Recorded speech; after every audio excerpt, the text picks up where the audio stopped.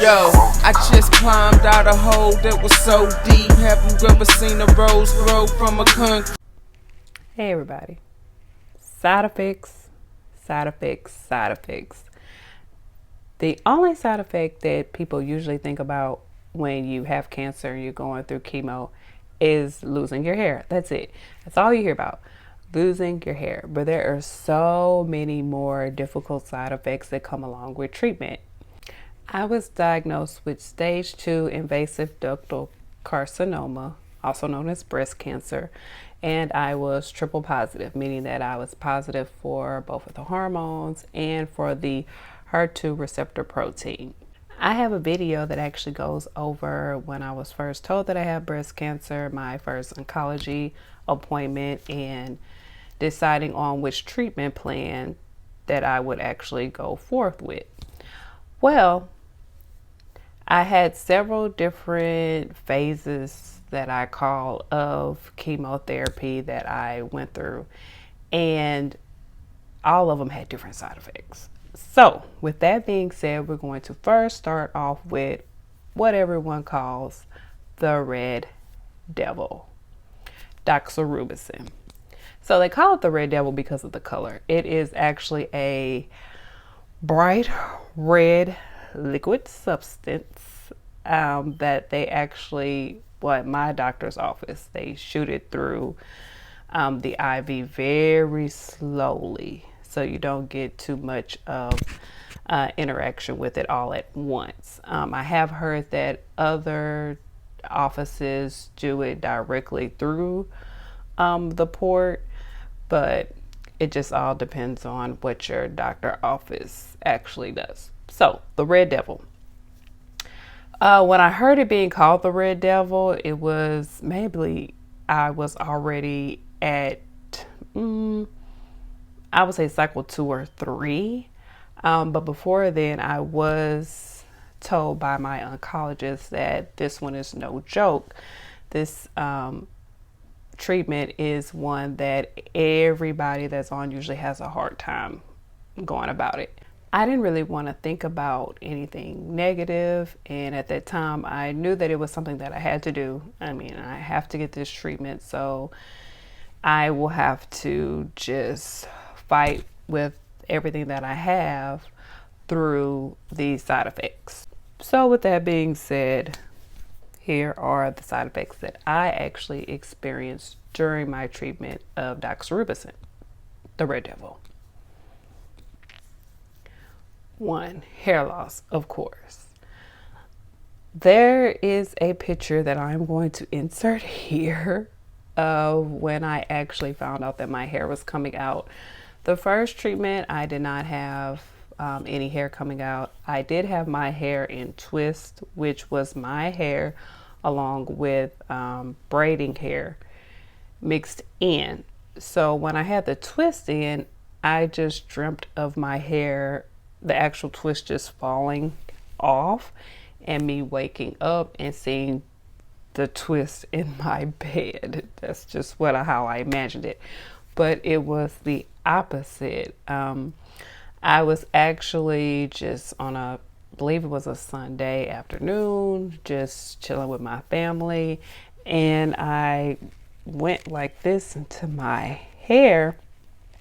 Not that my hair was itching, but I just so happened to just put my fingers up, and I noticed that it felt bald. And so I got my phone and I used my camera to see what the heck was going on. And this is what was going on. These photos here. My hair was actually coming out. Where did it go? I have no idea. I didn't have any hair on my bed. I didn't have any hair like in my bonnet that I would wear over my head at night. I didn't wash my hair during this time, so I had no hair that would fall out in the shower.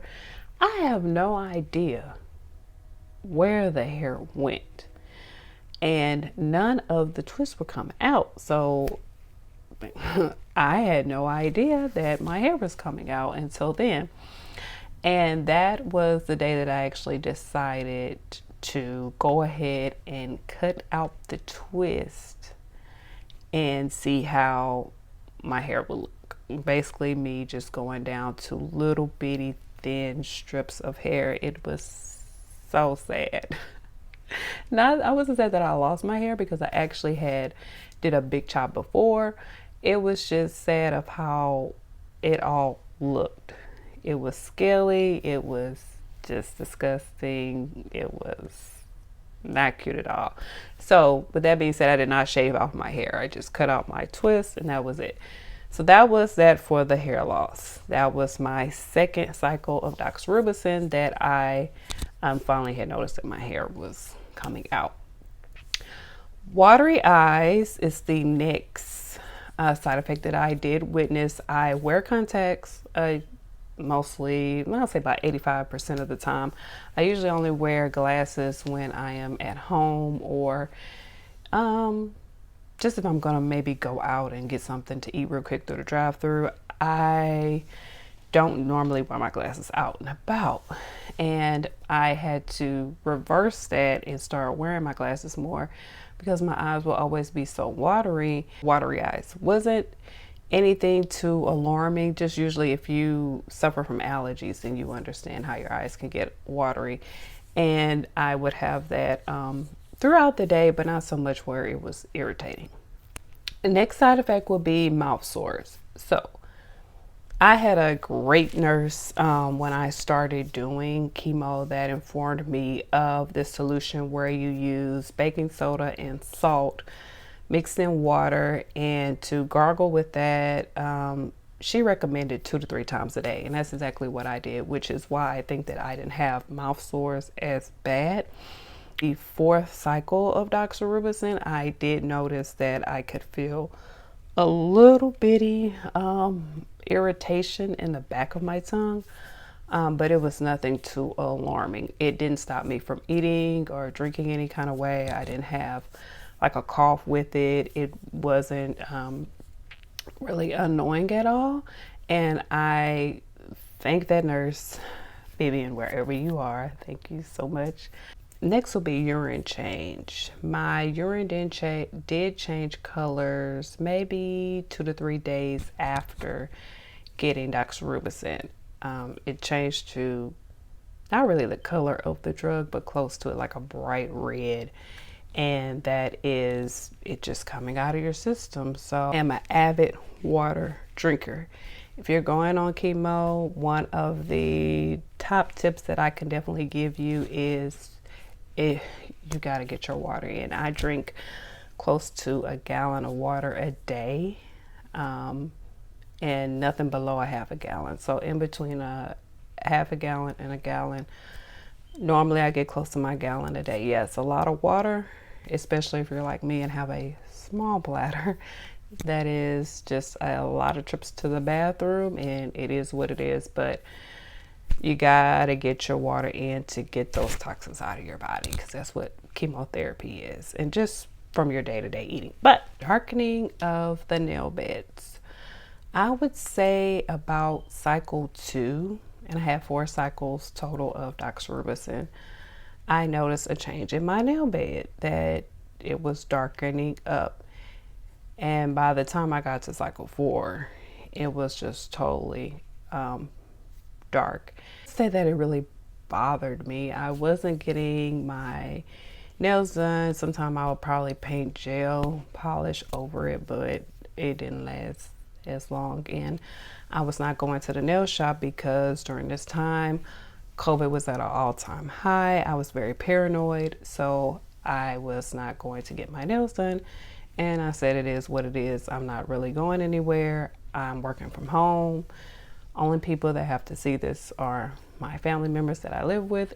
Problems with fertility is also a side effect of doxorubicin. I was not trying to have any more kids. I have 3 kids. I was done. So my doctor did warn me beforehand, getting on chemotherapy, definitely your body suffers a lot from that. And one of the things is fertility. And so he explained that some women still have their cycles, some don't.